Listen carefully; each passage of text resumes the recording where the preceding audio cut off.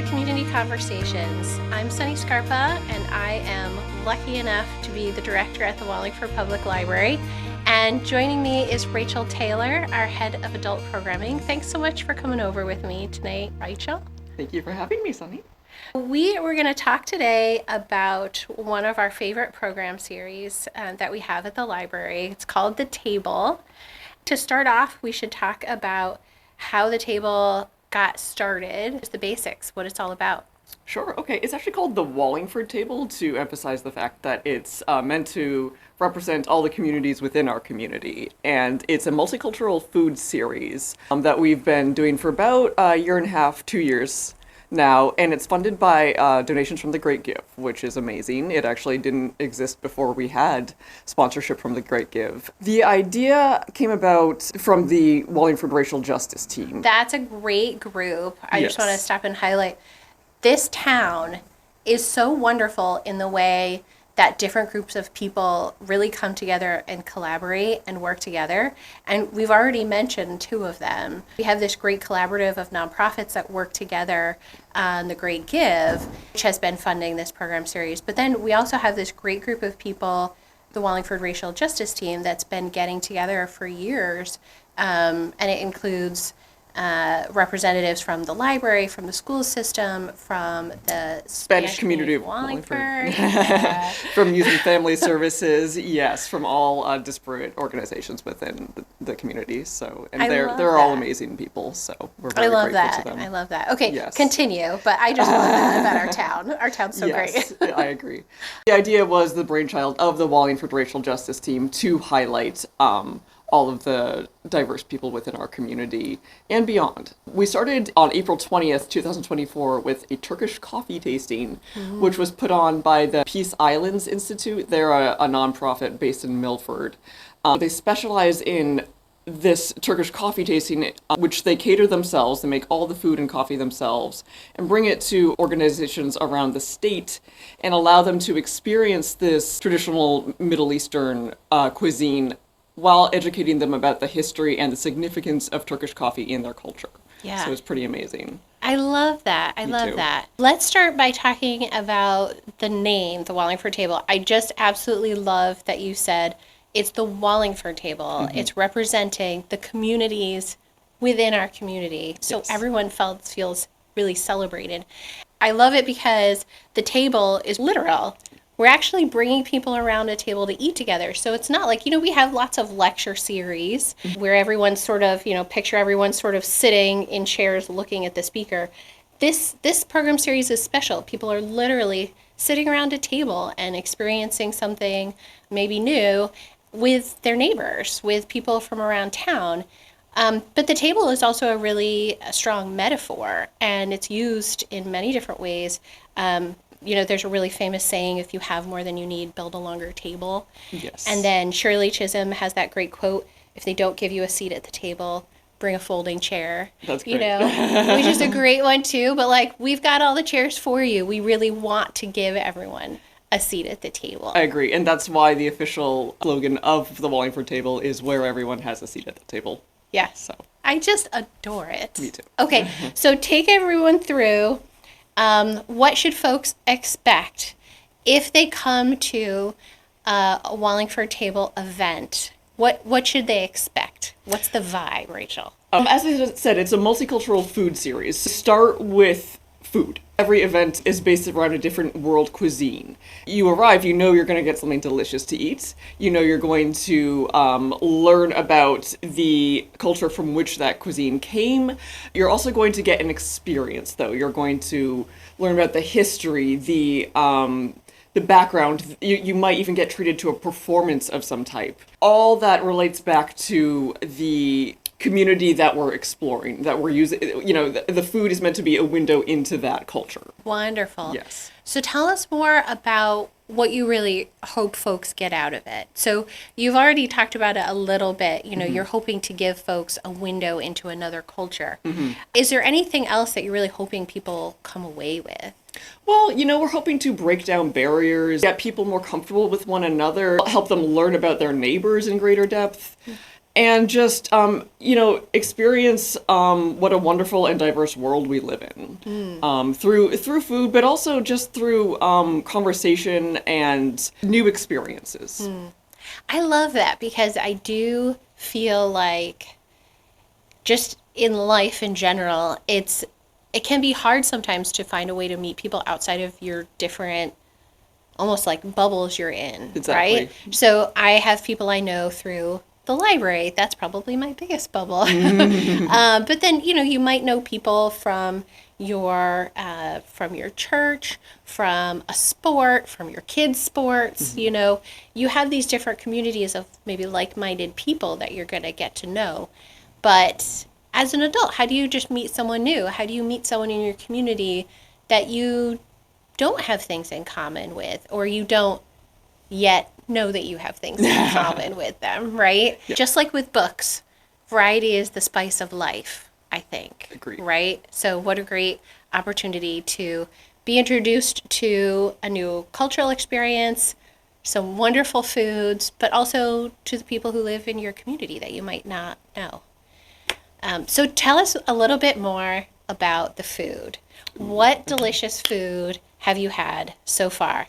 I think with the Turkish coffee tasting, yes, there was a little food on the side. Oh yes, there was correct? definitely some food as well as coffee. I don't know if you've ever had Turkish coffee, but it's incredible. It's very, very strong and very, very flavorful. That's what I've heard. And you only need this much of it to be set for the day. So we did that as a daytime program. I remember Yes. when we were planning this Yes. program. We usually do programs in the evening, and you said, we cannot do this in the evening, and people will not be able to sleep. It's very true. Yes. So we did it as kind of a lunchtime program on a Saturday, and it was so much fun. The volunteers, in addition to the coffee, they prepared salad. They prepared baked goods like baklava. They really served us a full lunch. It was amazing. There was not a dish on that table that you didn't want to eat. And in addition, they actually demonstrated in front of us how to make the coffee, which is essentially its own art form. It's really a very beautiful process. The volunteer who did the coffee demonstration told us stories while she was doing it. And she said that this was actually, coffee was actually a feature of courtship rituals historically in Middle Eastern culture. Oh, I love it. So a family of a young woman who had a suitor interested in her would invite the suitor over for coffee, and if the young woman liked him, she'd put sugar in his coffee when she was serving him. Stop it. That's so great. Yes, and he would get some sweet coffee to drink. But if she didn't like him, she would put salt in his coffee. Ooh. And he would get the message that way, and he would know never to come back after that. Oh my gosh. Yes. That's amazing. I know. I wish we did that here. Kind of a good idea. I know. Yeah, much more clear message. I think that would be definitely preferable to like being ghosted. Just make it agree. clear. Yeah. Salt in the coffee. It's a no-go. It's I love it. Me too. Okay, so tell us about some more of the programs that we've had so far. Favorite moments, favorite foods, take us through. Certainly, yeah. So as I said, the first one was the coffee tasting, April of 2024. And the second one was June of 2024, and we did a Juneteenth celebration. Yes. We were very generously hosted by St. Paul's Episcopal Church. They have a beautiful space, so we were very grateful that they were willing to loan it to us for that purpose. We had a panel of speakers, all from Connecticut, highlighting different aspects of the African American experience. And we also had a local restaurant, a soul food restaurant, cater soul food, which was fantastic. The food was delectable. It was a full dinner, all traditional Juneteenth dishes, and on top of it, we had a selection of red velvet cakes. Amazing. Which is a Juneteenth dessert going back ever since the Juneteenth holiday was established. I had no idea. Yeah. And our very own outreach coordinator, Dune Bryant, led the panel. They did a terrific job. We were joined by, as I said, 3 other people, one of whom was Jolyn Walker, who is a professional African dance historian and drummer. As the concluding moment of the program, she led us all in a traditional African American dance, and everyone got up and joined her for that dance. And it was such a wonderful moment that it really was an incredible experience to have everyone dancing together in unison. So that was amazing. Fantastic. Yeah. That's fantastic. And I know that these are like multi-generational of all ages. Indeed. And I love that. Me too. Oh, Yes. that's great. Okay, I know that these programs fill very quickly. Oh, yes. Yes. So, how do people find out about the events and register? I know the most important thing that they have to register very quickly because we do have wait lists that fill and people clamoring to get in. So what is your insider tip? How do people make sure they find out about it right away so they can register? There's taking place at the library or off-site at one of our community partners organizations. The registration for the event will always take place through the library website. And we open up registration about a month in advance of the event. These programs will always be announced in our monthly newsletter Words. If you don't subscribe to, you should, because you can get it via email and also get a print edition, and it's just an incredible creation of the library. Each edition is its own work of art. That's actually true. Marketing librarian Chris Cheminsky, each one of those is his baby. I would keep an eye out for Words, which comes out the 20th of each month. It will be featured in the first few pages, so just open it up, immediately scan the QR code, and then you can register through your mobile device. Nice. So, yes. Nice. Okay, I have an insider tip. So the it goes out on the 20th, as you said. And to sign up for our emails, you can go to our website. Right on the home page, closer to the bottom, there's like a little banner. It says sign up, and you can put your email address in there, choose, what types of programs you're interested in, and click, and you'll get the info. A lot of people don't realize that you can become a member of the Wallingford Public Library Association. It's not necessary. Obviously, you get a library card for free. You can have access to absolutely everything for free. But the library, historically, it's a member association. So it's in our bylaws that folks can become members by donating as little as $10 a year. And then they can come to our annual meeting and they can vote on governance for the Board of Managers and all that. The very exciting part that's germane to this conversation is that members, they get the newsletter in their email just a little bit earlier than everyone else. Yes. It is a little perk of membership. So if folks were interested in having that little head start, they can go to our website and there's information there about membership. You can donate right online or at the library, of course, as well. So that's a little insider tip for a little head start. Another thing to keep in mind is on our website, wallingfordlibrary.org, we actually do have a subpage dedicated to the Wallingford table. You can see photos from past events and information about upcoming ones, and you'll be able to register that way through that page as well. Great. Okay, so tell us a little bit about what types of cuisines that you're going to be highlighting next. Ooh, okay. So after Juneteenth, we did Cooking with Anna, which was yes. Mexican cuisine, and that was through a Spanish community of Wallingford. That will be an annual event going forward. Fantastic. In early fall to highlight Hispanic Heritage Month. Wonderful. And we're very excited for that. I forget, what did she cook the first time? Ceviche? Oh, yes. Am I pronouncing that correct? Ceviche. Ceviche, Yum. yes. And it was delicious. Amazing. And she made, I believe, 4 different kinds. There was chicken, pork, and then 2 different kinds of seafood. Wow. And so that was not only ambitious, but delicious. And this is why they fill up with wait lists. Exactly, yes. Our annual Cooking with Anna event is bilingual. Fantastic. So we accommodate audiences who are English speakers and audiences who are Spanish speakers in each of those programs.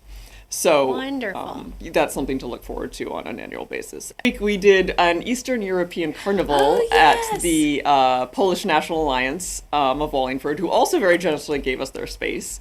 And we had speakers who talked about the Shrovetide traditions of Ukraine, Hungary, and Poland. And that was incredible. We enjoyed, I hope I don't butcher the pronunciations, pierogies, whichever most of us I think are familiar with. Yes. And there's a palacinta, I think is the correct term. I hope I'm not mispronouncing it, but they're very light thin pancakes, and they are so delicious. You can have them with jam and fruit and all kinds of treats on top of them. We also featured a panel, as I said, a panel of speakers of that, and it was a really amazing experience.